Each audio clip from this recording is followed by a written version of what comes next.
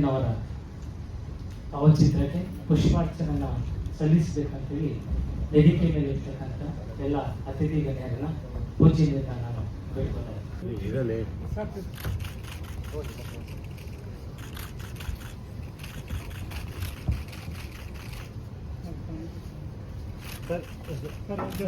Sir ಇನ್ನೊಂದು ಸತಿ ಕೊಟ್ಬಿಡಿ ಎಲ್ಲ ರೋಡ್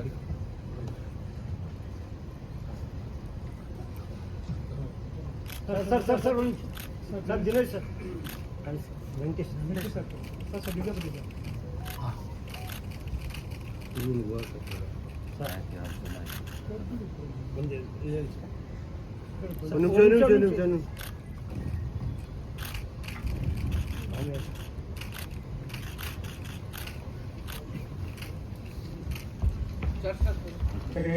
ಒಡನಾಟವನ್ನು ತುಂಬ ಇಟ್ಕೊಂಡಿದ್ದವರು ಅರ್ಕೆರೆ ಜಯರಾಮ್ ಅವರು.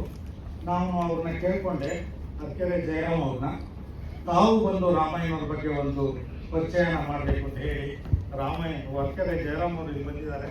ಅವರು ಈಗ ನಂತರದ ಅವರ ನುಡಿನ ನಾವು ಕೇಳೋಣ. ನೀವು ರಾಮಯ್ಯನವ್ರ ಬಗ್ಗೆ ಮಾತನಾಡಬೇಕು ಅಂತ ಹೇಳಿ ಹಾಗೆ ಆಶಾ ಅವರು ಬಂದಿದ್ದಾರೆ. ಆಶಾ ಅವ್ರನ್ನ ನಾನು ಅತ್ಯಂತ ಆತ್ಮೀಯವಾಗಿ ನಿಮ್ಮೆಲ್ಲರ ಪರವಾಗಿ ನಾನು ಸ್ವಾಗತಿಸ್ತೇನೆ. ಈಗ ಸರ್ ಸ್ವಲ್ಪ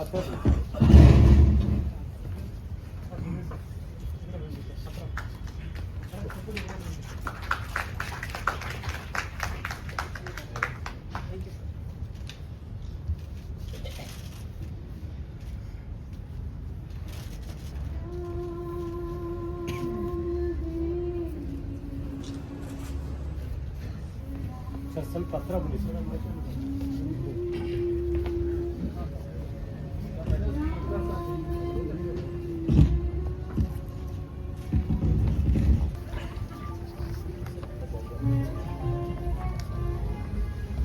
ಹಳ್ಳಿಗಳಿಗೆ ಕುಡಿಯುವ ನೀರಿನ ವ್ಯವಸ್ಥೆನ ಬಹಳ ದೊಡ್ಡ ಮಟ್ಟದಲ್ಲಿ ಎಲ್ಲರಿಗೂ ಸಿಗೋ ರೀತಿ ಮಾಡ್ತಾರೆ.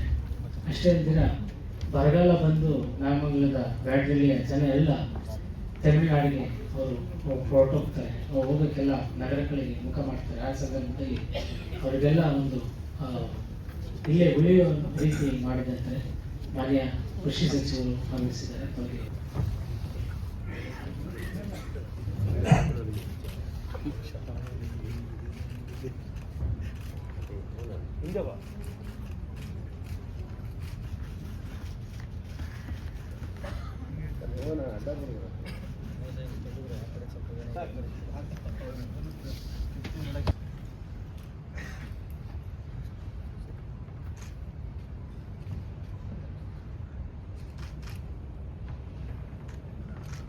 ನಾನಲ್ಲ, ಬಟ್ ದಿನೇಶ್ ಇಲ್ಲ ನೀವು ನೋಡಿದ್ದೀರಾ ಕೆಲಸ ಮಾಡೋದು ಬನ್ನಿ ಅಂತ ಹೇಳಿದ್ರು.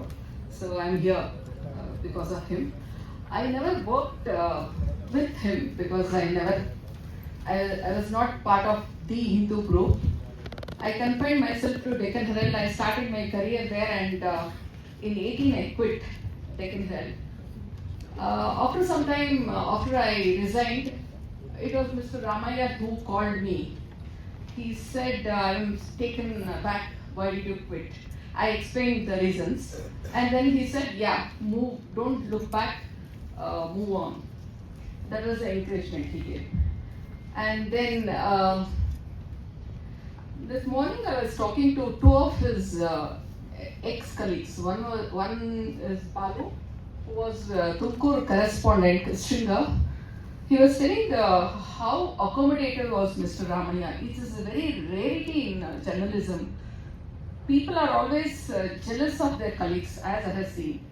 ಭಾಳ ಕಷ್ಟ ಒಬ್ಬರನ್ನ ಅಕ್ಸೆಪ್ಟ್ ಮಾಡ್ಕೊಳ್ಳೋದು. ಬಟ್ ರಾಮಯ್ಯನವ್ರಿಗೆ ಅದೊಂದು ಭಾಳ ದೊಡ್ಡ ಗುಣ ಇತ್ತು. ಕರ್ನಾಟಕ ಕಾರ್ಯನಿರತ ಪತ್ರಕರ್ತರ ಸಂಘವೇ ಅವರ ಒಬ್ಬ ಪತ್ರಕರ್ತನ ಮನೆಗೆ ಹೋಗುವ ಮೂಲಕ ಆ ಗೌರವವನ್ನು ಅವರ ಮನೆ ಅಂಗಳದಲ್ಲಿ ಅವರ ಹೆಂಡತಿ ಮಕ್ಕಳು ಅವರ ಎಲ್ಲರ ಸಮ್ಮುಖದಲ್ಲಿ ಆನರ್ ಮಾಡಬೇಕು ಅಂತ ಆ ಡಿಫ್ರೆಂಟ್ ಕಾನ್ಸೆಪ್ಟ್ ಯೋಚನೆ.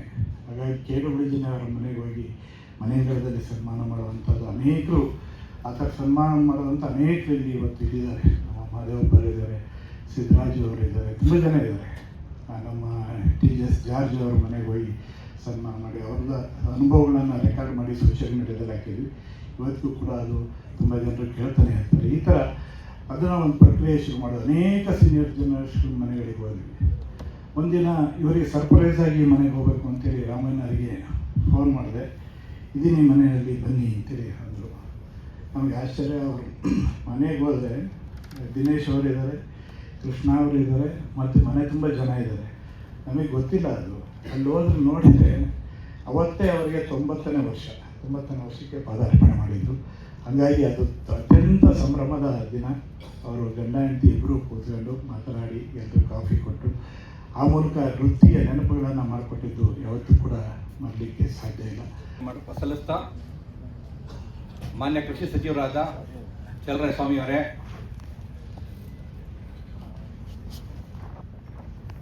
ಗಾಂಧಿ ಸ್ಮಾರಕ ನಿಧಿಯ ಅಧ್ಯಕ್ಷರಾದ ಉಡೇಪಿ ಕೃಷ್ಣ ಅವರೇ, ಮಾಧ್ಯಮ ರಂಗದಲ್ಲಿ ನಾನು ವಿಶೇಷವಾಗಿ ಗುರುತಿಸುವ ಅಥವಾ ಯಜಮಾನರೇ ಅಂತ ಕರೆಯುವ ಏಕೈಕ ಹಿರಿಯ ಪತ್ರಕರ್ತರಾದ ಟಿ ವೆಂಕಟೇಶ್ ಅವರೇ, ಮುಖ್ಯಮಂತ್ರಿಗಳ ಮಾಧ್ಯಮ ಸಲಹೆಗಾರರಾದ ಕೆ ವಿ ಪ್ರಭಾಕರ್ ಅವರೇ, ಮಾಧ್ಯಮ ಅಕಾಡೆಮಿಯ ಅಧ್ಯಕ್ಷರಾದ ಆಯಿಷಾ ಖಾನಂ ರವರೇ, ಪ್ರೆಸ್ ಕ್ಲಬ್ ಅಧ್ಯಕ್ಷರಾದ ಶ್ರೀಧರ್ ಅವರೇ ಮತ್ತು ವೇದಿಕೆಯ ಕೆಳಗೆ ಆಸೀನರಾಗಿರುವ ಎಲ್ಲ ಹಿರಿಯರೇ ಕಿರಿಯರೇ, ಇದೊಂದು ಸ್ಮರಣೀಯ ದಿನ. ಮಾಧ್ಯಮ ರಂಗದ ಹಿರಿಯ ಚೇತನ ಪಿ ರಾಮಯ್ಯ ಅವರು ಇವತ್ತು ನಮ್ಮ ಜೊತೆಗಿಲ್ಲ. ನಾನಿವತ್ತು ಸಭಾಂಗಣಕ್ಕೆ ಬರುವಾಗ ಒಂದು ಅಂಶನ ನೆನೆಸ್ಕೊಳ್ತಿದ್ದೆ. ನಾನು ಈ ಸಭಾಂಗಣಕ್ಕೆ 3 ವರ್ಷಗಳ ಹಿಂದೆ ಬಂದಿದ್ದೆ. ಅವತ್ತು ರಾಮಯ್ಯ ಅವರ ಪುಸ್ತಕ ಬಿಡುಗಡೆ ಕಾರ್ಯಕ್ರಮ. ಅವತ್ತು ಇಲ್ಲಿ ರಾಮಯ್ಯ ಅವರಿದ್ರು. 3 ವರ್ಷಗಳ ನಂತರ ಬಂದರೆ ಈಗ ಇಲ್ಲಿ ರಾಮಯ್ಯ ಅವರಿಲ್ಲ, ಅವರ ನೆನಪುಗಳಿದೆ. ಇದು ಒಂದು ಬದುಕಿನ ವಿಚಿತ್ರ. ಇದನ್ನೆಲ್ಲ ನಾವು ಅರಗಿಸ್ಕೊಳ್ಳೇಬೇಕು. ಇವತ್ತು ರಾಮಯ್ಯ ಅವರು ಇಲ್ಲ ಅನ್ನೋದನ್ನ ನೆನೆಸಿದ್ರೆ ಒಂಥರ ಬೇಸರ ಆಗತ್ತೆ, ನೋವಾಗತ್ತೆ. ರಾಮಯ್ಯ ಅವರನ್ನ ನಾವು ಹಲವು ಕಾರಣಗಳಿಗಾಗಿ ಸ್ಮರಿಸ್ತೀವಿ. ಮೊದಲನೇದಾಗಿ ಅವರು 50 ವರ್ಷಗಳ ಕಾಲ ಒಂದು ಪತ್ರಿಕೆಯ ವರದಿಗಾರರಾಗಿ ಹಲವು ಹುದ್ದೆಗಳನ್ನು ಅಲಂಕರಿಸಿ ಆ ಕೆಲಸ ಮಾಡಿದ್ದಾರಲ್ಲ. ಅವ ಪತ್ರಕರ್ತರಾಗಿ 50 ವರ್ಷ ಕೆಲಸ ಮಾಡೋದಿದೆಯಲ್ಲ, ಅದು ಸಣ್ಣ ಸಾಧನೆ ಅಲ್ಲ, ಅದು ನಿಜವಾಗ್ಲೂ ಒಂದು ಅದ್ಭುತವಾದ ಸಾಧನೆ. ಯಾಕಂದ್ರೆ ಒಬ್ಬ ಪತ್ರಕರ್ತ ಅಥವಾ ಒಬ್ಬ ಬರಹಗಾರ 50 ವರ್ಷಗಳ ಕಾಲ ತನ್ನ ಬರವಣಿಗೆಯ ಕಸವನ್ನು ಉಳಿಸ್ಕೊಂಡು ಅದನ್ನು ನಾನು ಮಾಡಲೇಬೇಕು ಅಂತ ಜಿದ್ದಿಟ್ಕೊಂಡು, ಅದರಲ್ಲೂ ಜನರ ಕಷ್ಟಗಳನ್ನು ಸರ್ಕಾರಕ್ಕೆ ಹೇಳಿ ಸರ್ಕಾರದಿಂದ ಜನರಿಗೆ ಪರಿಹಾರ ಸಿಗುವಂತಹ ಒಂದು ಕೆಲಸ ಮಾಡಬೇಕು ಅಂತ ಬಯಸಿದೆಯಲ್ಲ, ಅದು ಬಹಳ ಕಷ್ಟ. ಒಬ್ಬ ಪತ್ರಕರ್ತನಾಗಿ ನನಗೆ ರಾಮಯ್ಯ ಅವರು ತುಂಬ ಬೆರಗುಡ್ಸೋದು ಈ ಕಾರಣಕ್ಕಾಗಿ. 50 ವರ್ಷ ಯಾವ ಆ ಜೀಲ್ ಇಟ್ಕೊಂಡು ಅವ್ರು ಕೆಲಸ ಮಾಡಿದ್ರು ಅಂತ. ವೃತ್ತಿನಿಷ್ಠೆ, ಬದ್ಧತೆ, ಪ್ರಾಮಾಣಿಕತೆ, ಒಂದು ಫ್ಯಾಷನ್ ಇಲ್ಲಿದ್ರೆ 50 ವರ್ಷಕ್ಕೂ ಹೆಚ್ಚು ಕಾಲ ಒಬ್ಬ ಪತ್ರಕರ್ತನಾಗಿ ಕೆಲಸ ಮಾಡೋದು ಸಾಧ್ಯವೇ ಇಲ್ಲ. ಈ ಕಾರಣಕ್ಕಾಗಿ ರಾಮಯ್ಯ ಅವರನ್ನು ನಾನು ತುಂಬಾ ಸ್ಮರಿಸ್ತೀನಿ. ಎರಡನೇದಾಗಿ, ಅವರು ದಂತಗೋಪುರದಲ್ಲಿ ಇರಬಹುದಾದಂತಹ ಒಬ್ಬ ವ್ಯಕ್ತಿ. ಅವರಿಗೆ ಹಿಂದೂ ಅಂತಹ ದೊಡ್ಡ ಪತ್ರಿಕೆಯಲ್ಲಿ ಕೆಲಸ ಇತ್ತು, ದೊಡ್ಡ ದೊಡ್ಡ ನಾಯಕರ ಪರಿಚಯ ಇತ್ತು, ಸಂಪರ್ಕಗಳಿದ್ವು, ತುಂಬಾ ಎತ್ತರಕ್ಕೆ ಬೆಳೆದಿದ್ರು. ಅವ್ರು ಬಯಸಿದ್ರೆ ನೆಮ್ಮದಿಯಾಗಿ ದಂತಗೋಪುರದಲ್ಲಿ ಆರಾಮಾಗಿರ್ಬೋದಿತ್ತು. ಅವ್ರು ಯಾವ ಕಾರಣಕ್ಕೂ ತಲೆ ಕೆಡಿಸ್ಕೊಳ್ಳೋ ಅಗತ್ಯ ಇರಲಿಲ್ಲ. ಆದರೆ ರಾಮಯ್ಯ ಅವರು ಯಾವತ್ತೂ ದಂತಗೋಪುರದಲ್ಲಿ ಇರಲಿಲ್ಲ. ಅವಕಾಶ ಇದ್ದೂ ಕೂಡ ಅದನ್ನ ನಿರ್ಲಕ್ಷ್ಯ ಮಾಡಿ ಅಥವಾ ಅದನ್ನ ದೂರ ತಳ್ಳಿ ನೆಲ ಮೂಲಕ್ಕೆ ಬಂದು ಬದುಕದಿದೆಯಲ್ಲ, ಅದು ನಿಜವಾದ ಮನುಷ್ಯನ ಶ್ರೇಷ್ಠ ಗುಣ. ರಾಮಯ್ಯ ಅವರು ಯಾವತ್ತೂ ಕೂಡ ಸದಾಕಾಲ ಕಷ್ಟದಲ್ಲಿರೋರ ಜೊತೆ, ನೊಂದವ್ರ ಜೊತೆ, ಅವ್ರ ಜೊತೆ ಬೆರೆತು ಅವರ ಕಷ್ಟಗಳಿಗೆ ಸ್ಪಂದಿಸುವಂತಹ ವ್ಯಕ್ತಿತ್ವ ಇಟ್ಕೊಂಡಿದ್ರು.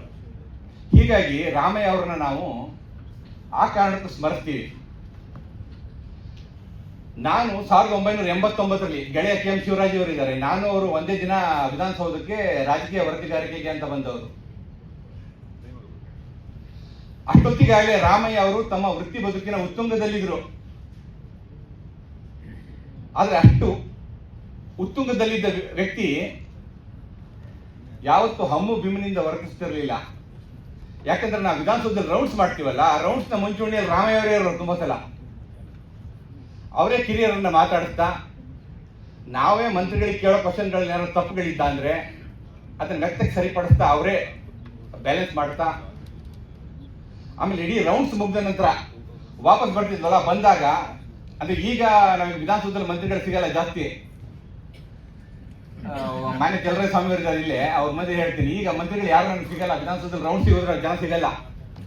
ಅವ್ರು ನಮ್ಮನ್ನು ನೋಡಿ ಬೇಡಪ್ಪ ಇವ್ರ ಸವಾಸ ಅಂತ ಅವ್ರು ದೂರ ಇರ್ತಾರೋ ಯಾವ ಕಾರಣನೂ ನಂಗೆ ಗೊತ್ತಿಲ್ಲ. ಆದರೆ ರೌಂಡ್ಸ್ ಒಂದು ದೊಡ್ಡ ಪರಂಪರೆ ಇದೆ. ಜನಸಾಮಾನ್ಯರ ಕಷ್ಟಗಳಿಗೆ ಅಥವಾ ಅವರ ಕಷ್ಟಗಳನ್ನ ಜನರಿಗೆ ಸರ್ಕಾರಕ್ಕೆ ಹೋಗಿ ಹೇಳೋದು, ಆ ಸರ್ಕಾರದಿಂದ ಪರಿಹಾರನ ಜನರಿಗೆ ತಲುಪಿಸೋದು, ಇದ್ರ ಮಧ್ಯೆ ಒಂದು ಕೊಂಡಿಯಾಗಿ ಕೆಲಸ ಮಾಡ್ತಿದೆಯಲ್ಲ, ಅದು ಪತ್ರಕರ್ತನ ಒಂದು ಹಿರಿಮೆ. ಅಥವಾ ಅದನ್ನ ನಾವು ತುಂಬಾ ಖುಷಿ ಪಡ್ತೀವಿ. ಜನರ ಕಷ್ಟಗಳನ್ನ ಸರ್ಕಾರದ ಗಮನಕ್ಕೆ ತಂದು ಆ ಸರ್ಕಾರದಿಂದ ಯಾವುದೋ ಒಂದು ಪರಿಹಾರ ಸಿಕ್ಕಾಗ ಅದನ್ನ ಜನರ ಕಿವಿಗೆ ಮುಟ್ಟೋದಲ್ಲ, ಅದರಿಂದ ನಾವು ತುಂಬಾ ಸುಖ ಪಡ್ತೀವಿ. ಅಂತಹ ಸುಖನ ತುಂಬಾ ಉನ್ನತ ಮಟ್ಟದಲ್ಲಿ ನೋಡಿದ್ದು ಆ ರಾಮಯ್ಯ ಅವರು ಇದ್ರಲ್ಲ, ಆ ಕಾಲದಲ್ಲಿಂದ ಶುರು ಆಯ್ತದು, ತುಂಬಾ ವರ್ಷ ಇತ್ತದು. ಅದನ್ನ ರಾಮಯ್ಯ ಅವರು ಸೇರಿದಂಗೆ ಆರ್ ಜಯರಾಮ್ ಅವರಿದ್ದಾರೆ, ಎಸ್ ಕೆ ಶೇಷಚಂದ್ರಿಕಾ ಅವರಿದ್ದಾರೆ, ಸಿದ್ದರಾಜು ಅವರಿದ್ದಾರೆ, ಆಶಾ ಮೇಡಮ್ ಅವರಿದ್ದಾರೆ, ಎಲ್ಲರೂ ರೌಂಡ್ಸ್ ಅಲ್ಲಿ ಇದ್ರು. ಅವಾಗ ಏನು ಹೆಚ್ಚು ಅಂದ್ರೆ 10ರಿಂದ 15 ಜನ ಇದ್ರೆ ರೌಂಡ್ಸ್ ಅಲ್ಲಿ ತುಂಬಾ ಹೆಚ್ಚದು. ಈಗ ಚಿನ್ನಸ್ವಾಮಿ ಸ್ಟೇಡಿಯಂ ಎಷ್ಟು ಜನ ಇದ್ದೀವಿ ನಾವು, ಕಷ್ಟ ಇದೆ ನಮಗೆ ರೌಂಡ್ಸ್ ಹೋಗೋದು. ಅದಕ್ಕಾಗಿ ನೋಡಿ ನಮ್ಮ ಮಂತ್ರಿಗಳು ನಮ್ಮನ್ನು ನೋಡಿ ಬೇಡಪ್ಪ ಇವ್ರು ಸವಾಸ ಅಂತ ಅಂದ್ಕೊಳ್ತಾರೆ, ನಂಗೆ ಗೊತ್ತಿಲ್ಲ, ಅದು ಚಲರಾಯ ಸ್ವಾಮಿ ಅವರೇ ಹೇಳ್ಬೇಕು. ಆದ್ರೆ ರೌಂಡ್ಸ್ ಅಂತ ಒಂದು ಪರಂಪರೆ ಇದೆಯಲ್ಲ, ಈಗ ಆ ಪರಂಪರೆ ಇದೆಯಲ್ಲ, ಅದು ಒಂದು ಕೆಟ್ಟ ಸಂಗತಿ ಅಂತ ನಂಗೆ ಅನ್ಸುತ್ತೆ. ಯಾಕಂದ್ರೆ ನಾವು ಜನರ ಕಷ್ಟಗಳನ್ನು ಸರ್ಕಾರಕ್ಕೆ ಹೇಳಕ್ ಆಗ್ತಿಲ್ಲ, ಅಥವಾ ಸರ್ಕಾರದಿಂದ ಏನೋ ಒಂದು ಉತ್ತರ ತಗೊಂಡೋಗಿ ಜನರಿಗೆ ಹೇಳಕ್ ಆಗ್ತಾ ಇಲ್ಲ. ಈಗ ಪ್ರತಿಯೊಬ್ಬರಿಗೂ ಅವ್ರವ್ರದೇ ಆದ ಮಾಧ್ಯಮ ಸಲಹೆಗಾರರಿದ್ದಾರೆ, ಅವ್ರವ್ರಿಗೆ ಬೇಕಾದ ಸುದ್ದಿಯನ್ನು ಮಂತ್ರಿಗಳೇ ಕೊಟ್ಬಿಡ್ತಾರೆ, ಹಂಗೆ ಮಾಧ್ಯಮಗಳಲ್ಲಿ ಬರ್ತವೆ. ಆ ಥರದ ಇಂಟ್ರೆಸ್ಟ್ಗಳು ಇಲ್ಲ ರೌಂಡ್ಸ್ ಬಗ್ಗೆ. ಹೀಗಾಗಿ ರೌಂಡ್ಸ್ ಅನ್ನೋ ಒಂದು ಪರಂಪರೆ ಕುಸಿದು ಹೋಗ್ಬಿಟ್ಟಿದೆ. ಆದರೆ ಈಗ ನಾ ಏನು ಹೇಳಿದೆ ಎಲ್ಲ ಇದ್ರು ರಾಮಯ್ಯ ಅವರು ನೇತೃತ್ವದಲ್ಲಿ ಅಥವಾ ಅವ್ರ ಮುಂಚೂಣಿಯಲ್ಲಿ ಇದ್ರಲ್ಲ, ಆ ಕಾಲಘಟ್ಟದಲ್ಲಿ ಹೀಗಿರಲಿಲ್ಲ. ನಮಗೆ 3-4 ಮಂತ್ರಿಗಳು ಪ್ರತಿದಿನ ಸಿಗೋರು. ಆ 3-4 ಜನ ಮಂತ್ರಿಗಳಿಂದ ನಾವು 6-7 ಸುದ್ದಿಗಳನ್ನು ತಗೊಂಡು ಹೋಗ್ತಿದ್ವಿ. ತುಂಬಾ ಸಲ ಬರೆಯೋದು ಕಷ್ಟ ಆಗುತ್ತೆ. ಏನ್ ಮಾಡ್ಬೇಕು ಇದಕ್ಕೆ ಅಂದಾಗ ರಾಮಯ್ಯವರೇ ಪರಿಹಾರ ಸೂಚಿಸ್ತಿದ್ರು. ಒಟ್ಟಿಗೆ ಆರ್ಗಳು ಸಿಕ್ಕಿದೆ ಅಂತ ಒಟ್ಟಿಗೆ ಬಳಸಬೇಡ್ರಿ, ಯಾವ ದಿನ ಯಾವ ಸುದ್ದಿ ಆದ್ಯತೆ ಮೇಲೆ ಬಳಸಬೇಕು ಅವತ್ತು ಬಳಸಿ, ಯಾವುದನ್ನ ಸ್ಟೋರಿ ಮಾಡಬೇಕು ಅದನ್ನ ಮುಂದಿನ ದಿನಗಳಿಗೆ ಇಟ್ಕೊಳ್ಳಿ, ಸಂಗ್ರಹಿಸಿಟ್ಕೊಳ್ಳಿ. ವರದಿಗಾರ ಯಾವತ್ತು ಅವಸರದಲ್ಲಿ ಇರಬಾರ್ದು. ಒಂದೇ ದಿನ ಸಿಕ್ತು ಅಂತ ಎಲ್ಲ ತಿನ್ನೋದಲ್ಲ, ಅದೆಲ್ಲ ಮೆತ್ತಗೆ ತಿನ್ನಿ ಅಂತ ಹೇಳೋದು. ಇದು ವೃತ್ತಿಗೆ ಸಂಬಂಧಪಟ್ಟಂಗೆ ಅವ್ರು ಕೊಟ್ಟ ಟಿಪ್ಸು. ಆದರೆ ಅದರಲ್ಲೇ ನಮಗೆ ಬದುಕಿಗೆ ಒಂದು ಟಿಪ್ಸ್ ಇದೆ. ಏನು ಅಂದರೆ, ಪತ್ರಕರ್ತರು ನಾವು ನಮ್ಮ ಆದಾಯ ದಿನ ಒಂದೇ ಥರ ಇರಲ್ಲ, ಪ್ರತಿ ತಿಂಗಳು ಒಂದೇ ಥರ ಇರಲ್ಲ. ಒಂದು ತಿಂಗಳು ಚೆನ್ನಾಗಿದ್ದು ಒಂದು ತಿಂಗಳು ಕುಸಿಬಹುದು, ಒಂದ್ಸಲ ಒಳ್ಳೆ ಸ್ಥಿತಿ ಇದ್ದು ಕೆಟ್ಟ ದಿನಗಳು ಬರ್ಬೋದು. ಹೀಗಾಗಿ ದುಡ್ದಾಗ ಸ್ವಲ್ಪ ದುಡ್ಡು ಇಟ್ಕೊಳ್ಳಿ, ಕಷ್ಟ ಇದ್ದಾಗ ಬಳಸ್ಕೊಳ್ಳಿ ಅನ್ನೋದು ರಾಮಯ್ಯವರು ನಮಗೆ ಹೇಳಿಕೊಟ್ಟ ವೃತ್ತಿಯ ಬದುಕಿನ ಟಿಪ್ಸ್ ಇದೆಯಲ್ಲ, ಆ ಟಿಪ್ಸ್ನಲ್ಲೇ ನಾವು ಕಂಡುಕೊಂಡ ಬದುಕಿನ ಟಿಪ್ಸ್ ಅದು. ಹೀಗಾಗಿ ನಾವು ರಾಮಯ್ಯವ್ರನ್ನ ಹಲವಾರು ಕಾರಣಗಳಿಗಾಗಿ, ರಾಮಯ್ಯವರು ಧೈರ್ಯದಿಂದ ವರದಿಗಾರಿಕೆ ಮಾಡ್ತಿದ್ರು ಅನ್ನೋದಾಗ್ಲಿ, ಅಥವಾ ಅವ್ರು ಹೇಗೆ ಕೆಲಸ ಮಾಡ್ತಿದ್ರು ಅನ್ನೋದಾಗ್ಲಿ, ಒಬ್ಬ ಪತ್ರಕರ್ತನಿಗೆ ಸಹಜ ಅದು. ಆದರೆ ಅವ್ರಲ್ಲಿದ್ದ ಮಾನವೀಯ ಗುಣ ಇದೆಯಲ್ಲ, ಅದು ಬಹಳ ಮುಖ್ಯವಾಗಿ ನಾವು ಪರಿಗಣಿಸಬೇಕು. ಇವತ್ತು ನಾವು ರಾಮಯ್ಯ ಅವರ ನಿಧನ ಯಾಕೆ ನಮಗೊಂದು ಶೂನ್ಯ ಸೃಷ್ಟಿ ಮಾಡಿದೆ ಅಂತ ನಾನು ಭಾವಿಸ್ತೀನಿ ಅಂದರೆ, ಇವತ್ತು ಮಾಧ್ಯಮ ರಂಗ ತುಂಬ ಸಂಕಷ್ಟದಲ್ಲಿದೆ. ಮಾಧ್ಯಮಗಳನ್ನು ನಡೆಸುವ ಮಾಲೀಕರು ಕಷ್ಟದಲ್ಲಿದ್ದಾರೆ, ಮಾಧ್ಯಮಗಳನ್ನು ನಂಬಿಕೊಂಡ ಪತ್ರಕರ್ತರು ಕಷ್ಟದಲ್ಲಿದ್ದಾರೆ. ಇದು ನಾವು ಬರೀ ಮಾಧ್ಯಮ ರಂಗಕ್ಕಾಗಿದೆ ಅಂತಲ್ಲ, ರಾಜಕೀಯ ರಂಗಕ್ಕೂ ಇದೆ ಕಷ್ಟ ಇದೆ. ಹಾಗೆ ಬದುಕಿನ ಪ್ರತಿಯೊಂದು ರಂಗಗಳಿಗೂ ಕಷ್ಟ ಇದೆ. ಯಾಕಂದ್ರೆ ಇದು ಜಾಗತೀಕರಣದ ಹೊಡೆತ. ಜಾಗತೀಕರಣದ ಹೊಡೆತ ಯಾವ ರೀತಿ ಇದೆ ಅಂದ್ರೆ, ಇವತ್ತು ಪ್ರತಿಯೊಬ್ಬ ವ್ಯಕ್ತಿನೂ ದುಡ್ಡಿನ ಹಿಂದೆ ಓಡೋ ಧಾವಂತದಲ್ಲಿದ್ದಾರೆ. ಈಗ ದುಡ್ಡಿಲ್ಲ ಅಂದ್ರೆ ನಮ್ಗೆ ಜೀವನನೇ ಇಲ್ಲ ಅನ್ನೋಂಥ ಒಂದು ಸ್ಥಿತಿ ಇದೆ. ಇದೇನಾಗಿದೆ ಅಂದ್ರೆ, ಇದರಿಂದಾಗಿ ಮಾನವ ಸಂಬಂಧಗಳು ಕುಸಿತ, ನೈತಿಕತೆಯ ಶಕ್ತಿ ಕುಸಿತ ಹೋಗ್ತಾ ಇದೆ. ಇಂಥ ಕಾಲಘಟ್ಟದಲ್ಲಿ ಇಡೀ ವ್ಯವಸ್ಥೆಗೆ ಒಂದು ಮರು ಚೈತನ್ಯ ನೀಡುವಂತ ಒಂದು ಕೆಲಸ ಆಗ್ಬೇಕಲ್ಲ. ಇಂಥ ಕೆಲಸ ಆಗ್ಬೇಕಂದ್ರೆ ಚೇತನಗಳು ಬೇಕು, ಹೆಚ್ಚೆಚ್ಚು ಚೇತನಗಳ ಅಗತ್ಯ ಇರುತ್ತೆ ಸಮಾಜದಲ್ಲಿ. ಹೆಚ್ಚೆಚ್ಚು ಚೇತನಗಳಿದ್ದ ಅಂದ್ರೆ ಕುಸಿತಿರೋ ವ್ಯವಸ್ಥೆಯನ್ನು ಎತ್ತಿ ಹಿಡಿಯುವಂತ ಒಂದು ಕೆಲಸ ಆಗ್ತಿದೆ. ಆ ಕೆಲಸ ಇನ್ನು ಮುಂದಿನ ದಿನಗಳಲ್ಲಿ ಹೆಚ್ಚು ಬೇಗ ಆಗದೇ ಇದ್ದ ಅಂದ್ರೆ, ನಾವು ತುಂಬಾ ಕಷ್ಟಗಳನ್ನು ಎದುರಿಸಕ್ಕೆ ಬಹಳ ಕಾಲ ಏನು ಬೇಕಾಗಿಲ್ಲ. ಇನ್ನು 5-10 ವರ್ಷದಲ್ಲಿ ನಾವು ತುಂಬಾ ಸಂಕಟಗಳಿಗೆ ಬೀಳ್ತೀವಿ. ಇರ್ಬೋದು, ಹಾಗೆ ಆಂಥ್ರೋಪಿಕ್ ಅಂತ ಏನೋ ಬಂದಿದೆ. ಇವೆಲ್ಲ IT ಕ್ಷೇತ್ರಗಳ ಉದ್ಯೋಗಗಳನ್ನು ಕಸಿಯುತ್ತೆ ಅನ್ನೋದು, ಎಲ್ಲಾ ರಂಗಗಳ ಉದ್ಯೋಗಗಳನ್ನು ಕಸಿತಾ ಹೋಗ್ತವೆ. ಹೀಗೆಲ್ಲ ಉದ್ಯೋಗಗಳನ್ನ ಕಸಿತಾ ಹೋಗ್ತಿದ್ದಾಗೆ ಮನುಷ್ಯ ಒಂದು ಜಂಗಲ್ ರಾಜ್ಯ ಸ್ಥಿತಿಗೆ ಬರ್ತೀವಿ ನಾವು. ಅಂದ್ರೆ ಮನುಷ್ಯ ಬದುಕಿಗಾಗಿ ಸಂಘರ್ಷ ಮಾಡ್ತಾ ಆತ ಪ್ರಾಣಿಗಳಂಗೆ ಹೊಡೆದಾಡಿ ಬದುಕುವಂತ ಒಂದು ಅನಿವಾರ್ಯತೆ ಸೃಷ್ಟಿಯಾಗುತ್ತೆ. ಹಾಗಾಗಬಾರ್ದು. ಅದಕ್ಕಾಗಿ ನಾವು ಸಾಮಾಜಿಕ ನ್ಯಾಯ ಅನ್ನೋದು. ಆ ಸಾಮಾಜಿಕ ನ್ಯಾಯದ ಕಲ್ಪನೆಯೂ ಬರ್ತಾ ಬರ್ತಾ ಕುಸಿತಾ ಇದೆಯಲ್ಲ. ಇಂಥ ಸಂಕಷ್ಟ ಕಾಲ ನೋಡಿದಾಗಲೇ ನಮಗೆ ರಾಮಯ್ಯ ಅವರ ನಿಧನ ಏನೋ ಒಂದು ಆತಂಕ ಸೃಷ್ಟಿ ಮಾಡೋದು. ಏನಂದ್ರೆ ಇಷ್ಟಿಷ್ಟು ದೊಡ್ಡವರೆಲ್ಲ ಹೋಗ್ಬಿಟ್ಟ ಅಂದ್ರೆ ಮುಂದಿನ ದಿನಗಳಲ್ಲಿ ಅಥವಾ ಮುಂದಿನ ಪೀಳಿಗೆಗೆ ಆದರ್ಶ ಹೇಳ್ಕೊಡೋರು ಯಾರು ಅನ್ನೋದು. ಹೀಗಾಗಿ ರಾಮಯ್ಯ ಅವ್ರ ನಿಧನ ಒಂದು ದೊಡ್ಡ ಶೂನ್ಯನ ಸೃಷ್ಟಿ ಮಾಡಿದೆ ಅಂತ ನಾನು ಹೇಳ್ತಾ, ಆದರೆ ಅವರ ನೆನಪುಗಳನ್ನು ನಾವು ಮುಂದಿಟ್ಕೊಂಡು ಅವರ ಆದರ್ಶನ ಪಾಲನೆ ಮಾಡುವಂತಹ ಒಂದು ಮನಸ್ಥಿತಿ ನಮ್ಮಲ್ಲಿ ಬೆಳೀಲಿ ಅಂತ ನಾನು ಆಶಿಸ್ತಾ, ಅವರಿಗೂ ಅವರ ಕುಟುಂಬಕ್ಕೆ ಮೊದಲನೇದಾಗಿ ಅವರ ಕುಟುಂಬಕ್ಕೆ ಅವ್ರ ಸಾವಿನ ನೋವನ್ನು ಭರಿಸೋ ಶಕ್ತಿ ಸಿಗಲಿ, ರಾಮಯ್ಯ ಅವರ ಆತ್ಮಕ್ಕೆ ಶಾಂತಿ ಸಿಗಲಿ ಅಂತ ಹೇಳ್ತಾ ಅವರಿಗೆ ಮತ್ತೊಮ್ಮೆ ನಾನು ಶ್ರದ್ಧಾಂಜಲಿ ಸಲ್ಲಿಸಿ ನನ್ನ ಮಾತನ್ನು ಮುಗಿಸ್ತೇನೆ. ನಮಸ್ಕಾರ. ಸ್ವಾಮೀಜಿಗಳಿಗೆ ನಮಸ್ಕರಿಸ್ತಾ, ವೇದಿಕೆ ಮೇಲಿರುವಂತಹ ಕೃಷಿ ಸಚಿವರಾದಂತಹ ಶಿವಣ್ಣವರೇ, ನನ್ನ ಸ್ನೇಹಿತರಾದಂತಹ ಪ್ರಭಾಕರ್ ಅವರೇ, ಹಿರಿಯರಾದಂತಹ ವೆಂಕಟೇಶಣ್ಣವರೇ, ಆತ್ಮೀಯರಾದಂತಹ ಸ್ನೇಹಿತರಾದಂತಹ ಶಿವಣ್ಣ ತಡದವರವರು, ಆಯೇಷ ಖಾನವರು ಹಾಗೂ ವಿಷ್ಣುಮೂರ್ತಿಯವರು ಮತ್ತು ದಿನೇಶ್ ಸರ್ ಅವರು. ಪತ್ರಕರ್ತನಾಗಿ ರಾಮಯ್ಯ ಅವ್ರ ಜೊತೆಯಲ್ಲಿ ಅಂತ ಒಡನಾಟ ನಮಗೆ ಸಿಕ್ಕಲಿಲ್ಲ. ಯಾಕೆಂದರೆ ನಾನು ಪತ್ರಿಕೋದ್ಯಮಕ್ಕೆ ಬರೋಷ್ಟೊತ್ತಾಗಲೇ ಅವರು ವಿಧಾನ ಪರಿಷತ್ತಿನಲ್ಲಿ ಶಾಸಕರಾಗಿ ಕೆಲಸ ಮಾಡ್ತಿದ್ದರು. 2002ರಲ್ಲಿ ನಾನು ಉದಯ ಟಿವಿನಲ್ಲಿ ರಾಜಕೀಯ ವಿಭಾಗಕ್ಕೆ ಪ್ರಮೋಟ್ ಆದಾಗ ವಿಧಾನ ಪರಿಷತ್ನ ಕಲಾಪಗಳನ್ನು ಕವರ್ ಮಾಡುವಂತಹ ಒಂದು ಸಂದರ್ಭ ಆಯಿತು. ದಿನೇಶ್ ಸರ್ ಕೂಡ ಇದ್ದಾಗ ಎಸ್ ಕೃಷ್ಣ ಅವರು ಚೀಫ್ ಮಿನಿಸ್ಟರ್. ರೈತರ ಆತ್ಮಹತ್ಯೆಗೆ ಸಂಬಂಧಪಟ್ಟಂತೆ ವಿಧಾನ ಪರಿಷತ್ನಲ್ಲಿ ಗಲಾಟೆಗಳು, ಗದ್ದಲಗಳು. ಆ ಟೈಮ್ನಲ್ಲಿ ನಾನು ಅವತ್ತು ನಮ್ಮ ವಿಧಾನ ಪರಿಷತ್ತಿನ ಮೊಗಸಾಲಿನಲ್ಲೂ ಕೂಡ ಕ್ಯಾಮ್ರಾಗಳನ್ನು ತೆಗೆದುಕೊಂಡು ಒಂದು ಅಲೋ ಇತ್ತು, ಅವಕಾಶ ಇತ್ತು. ಆ ಸಂದರ್ಭದಲ್ಲಿ ಕೆಲವನ್ನೆಲ್ಲ ಮಾತಾಡಿಸೋದು, ಒಂದು ಹೊಸ ಸ್ಟೈಲ್ನಲ್ಲಿ ಮಾತಾಡ್ಸೋದಕ್ಕೆ ನಾನು ಪ್ರಯತ್ನ ಪಟ್ಟಿದ್ದೆ. ಆ ಸಂದರ್ಭದಲ್ಲಿ ತೇಜಸ್ವಿನಿ ಮೇಡಮ್ ಅವರು ರಾಮಯ್ಯ ಸರ್ನ ಪರಿಚಯ ಮಾಡಿದ್ರು, ಅವ್ರದ್ದು ಇಂಟರ್ವ್ಯೂ ತೆಗೆದುಕೋ ಅಂತ. ಅಲ್ಲಿಂದ ಅವರ ಒಂದು ಜೊತೆಗಿನ ಜರ್ನಿ ಶುರುವಾಯಿತು. ಜಾಸ್ತಿ ಮಾತಾಡ್ಲಿಕ್ಕೆ ಹೋಗಲ್ಲ, ಬಿಕಾಸ್ ಇನ್ನು ಸ್ವಾಮೀಜಿಯವ್ರು ಮಾತನಾಡಬೇಕು, ಚಿರಮಣ್ಣವ್ರು ಮಾತಾಡಬೇಕು, ಉಡುಪಿ ಕೃಷ್ಣವ್ರು ಮಾತಾಡಬೇಕು. ಸಾರಿ ಸರ್, ನಿಮ್ಮನ್ನು ಮತ್ತೆ. ಆದರೆ ಇತ್ತೀಚಿನ ಅವರ ಜೊತೆಗಿನ ಲಾಸ್ಟ್ ಒಂದು ಸ್ಟೇಜನ್ನ ಹಂಚ್ಕೊಂಡಿತ್ತು.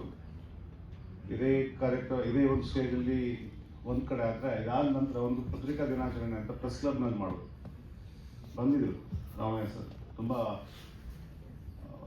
ಒಂಥರ ಸುಸ್ತಾಗಿತ್ತು. ಆದರೂ ಕೂಡ ಪ್ರೆಸ್ ಕ್ಲಬ್ನ ಆಹ್ವಾನ ಬಂದಿದ್ದೀನಿ, ಶ್ರೀಧರ ನಿಮಗೋಸ್ಕರ ಬಂದಿದ್ದೀನಿ, ಪ್ರೆಸ್ ಕ್ಲಬ್ಗೋಸ್ಕರ ಬಂದಿದ್ದೀನಿ. ಕಾರ್ಯಕ್ರಮ ಆರಂಭವಾಗೋದಕ್ಕಿಂತ ಮುಂಚೆ 2 ವಿಚಾರಗಳ ಬಗ್ಗೆ ಅವ್ರು ಮಾತಾಡ್ತಾ ಇದ್ರು. ಈ ಪತ್ರಕರ್ತರ ಸಂಘಟನೆಗಳು ಸ್ವಲ್ಪ ಪತ್ರಿಕೋದ್ಯಮನ ಉಳಿಸುವಂತಹ ಕೆಲಸ ಮಾಡಬೇಕಾಗಿದೆ. ಇತ್ತೀಚಿನ ದಿನಗಳಲ್ಲಿ ಪತ್ರಿಕೋದ್ಯಮ ಹಾಳಾಗ್ತಾ ಇದೆ ಹೇಳ್ತಾ ಹೋದ್ರು. ನೇರವಾದಂತಹ ನಿಜವನ್ನ ನೇರವಾಗಿ ಜನರಿಗೆ ತಲುಪಿಸುವಂತಹ ಕೆಲಸವನ್ನ ಪತ್ರಕರ್ತರು ಮಾಡಬೇಕಾಗಿದೆ. ನಾವೆಲ್ಲ ಅದನ್ನು ಮಾಡ್ಕೊಂಡು ಬಂದು ಇದು ಮಾಡೋದ್ರಿಂದ ಏನಾಗುತ್ತೆ, ಸಮಾಜದ ಒಂದು ಆರೋಗ್ಯವನ್ನು ಕಾಪಾಡೋದಕ್ಕೆ ನೀವು ಕಾರಣಕರ್ತರಾಗ್ತೀರಿ ಅಂತ ಎಲ್ಲೋ ಒಂದು ಕಡೆ ನಿಜ ಅಂತ ಅನಿಸುತ್ತಿವತ್ತು. ನಮ್ಮ ರಾಜ್ಯದ ಪತ್ರಿಕೋದ್ಯಮ ಒಂದು ಕಡೆ ಆದರೆ, ರಾಷ್ಟ್ರದ ಪತ್ರಿಕೋದ್ಯಮ ಮತ್ತೊಂದು ಕಡೆ.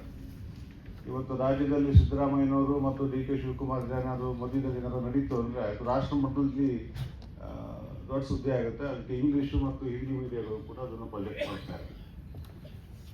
ಇನ್ನು ಪ್ರಭಾಕರ್ ಅವರು ಹೇಳಿದಾಗೆ ಮತ್ತು ಜಯರಾಮ್ ಸರ್ ಹೇಳಿದಾಗೆ, ನಮ್ಮ ಲೋಕಲ್ ಮೀಡಿಯಾಗಳಂತೂ ದಿನ ಬೆಳಗಾದರೆ ಆ ನ್ಯೂಸ್ಗಳು ಮನೆ ಭಾಗದಲ್ಲಿ ನಿಂತಿರ್ತಾರೆ, ಕೊಟ್ಟಿಗೆ ಹೋಗ್ಬಿಟ್ಟಲ್ಲಿ. ಯಾರು ಕೂಡ ವಿಧಾನಸೌಧದ ಒಂದು ರೌಂಡ್ಸ್ ಅಂತ ಯಾರು ಮಾಡ್ತಿಲ್ಲ. ಈಗ ವಿಷ್ಣುಮೂರ್ತಿ ಅವರು ಪಾಪ ಹೇಳಿದ್ರು. ಸೊ ಪತ್ರಿಕೋದ್ಯಮ ಎಲ್ಲೋ ಒಂದು ಕಡೆ P. ರಾಮಯ್ಯನವರು ಹೇಳಿದಾಗೆ ತನ್ನ ಆರೋಗ್ಯವನ್ನು ಉಳಿಸ್ಕೊಂಡ್ರೆ ಎಲ್ಲೋ ಒಂದು ಕಡೆ ದೇಶದ ಆರೋಗ್ಯವನ್ನು ಕಾಪಾಡ್ಕೋಬಹುದಾದಂತಹ ಒಂದು ಸನ್ನಿವೇಶ ಇವತ್ತಿದೆ ಅಂತ ಹೇಳ್ತಾ ನನ್ನ ಮಾತನ್ನು ಮುಗಿಸ್ತೀನಿ. ಧನ್ಯವಾದಗಳು.